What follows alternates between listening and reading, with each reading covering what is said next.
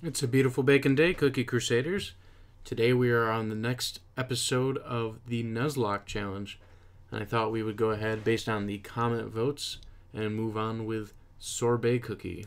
And so we're going to be choosing Scroll for him just because he has that great attack power. And we're going to be not running any toppings to see just how far he can get. We will be starting at World 6-24 in Dark Mode, as the last cookie fell in Dark Mode. So we will make sure that we line up our spots in accordance with that. And we're going to go ahead and jump in and see just how well Sorbet can last. And if for any reason he dies in this wave, we will move back equal amount as to what we feel is fair to the waves that we are fighting. Now, since we don't have any healing, it's going to be really important when his skills activate to get through each of the waves, since he has no way to recover, and we did not choose a treasure that does recovery. But we're hoping that his pure attack power is able to just ambush through. Joke there, because he's an ambush cookie. Huh? And of course we know he's great for bosses, but it will kind of make a difference with these shielded enemies whether we're going to really truly break through or not. Because as you can see, if they're not in the same row, then it is not able for him to be targeting the entire area of damage, since he only targets specific rows at a time. And so that's an important thing about Sorbet, is that he can't do an area damage vertically, but it's rather horizontal. And it looks like we might actually lose him right here at the final point. Super close, super close. And so we know that he can get 6-24 with no toppings on, and the scroll for the treasure. And it is likely that he will probably struggle in 6-25. So we're going to see just how far he can get.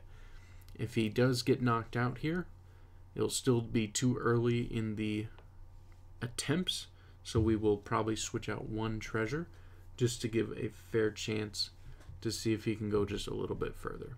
But as you can see, those shielded enemies and being split apart into different rows, that's what's really making it hard for him, because if they were all in the same row, he'd be annihilating them without any question.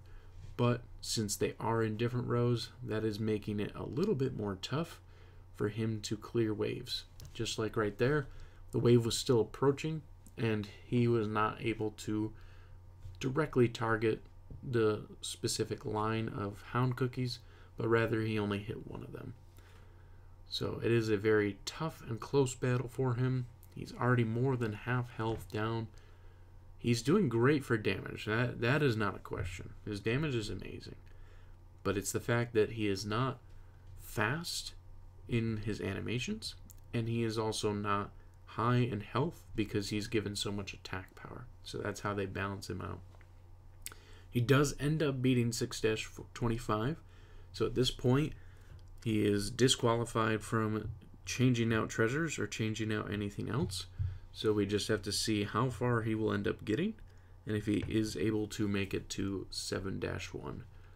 Let's cross our fingers and hope. He's a great cookie. A lot of people loved him when he first came out. A lot of people still use him in the meta teams when it comes to PvP for sure. But tell me in the comments what you think of Sorbet. Who's your favorite? Do you have a specific cookie you want to see in the Nuzlocke challenge? Maybe you prefer to see different treasures used instead of just the scroll.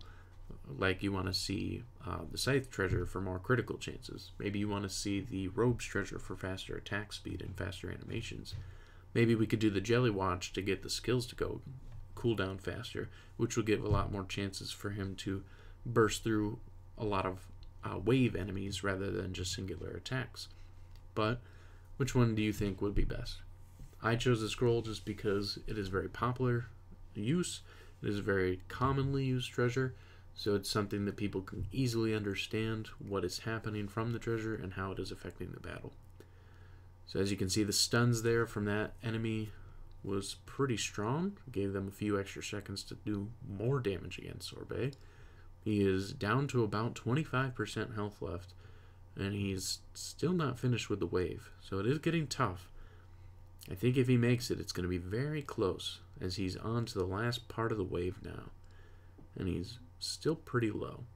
And that's a lot of enemies right there. So this will probably be the test right here.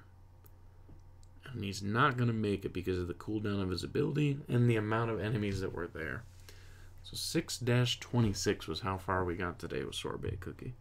Yet again, tell me in the comments what you think the treasure would have been best to run with him to get further. Would have been good to use the new remedy treasure.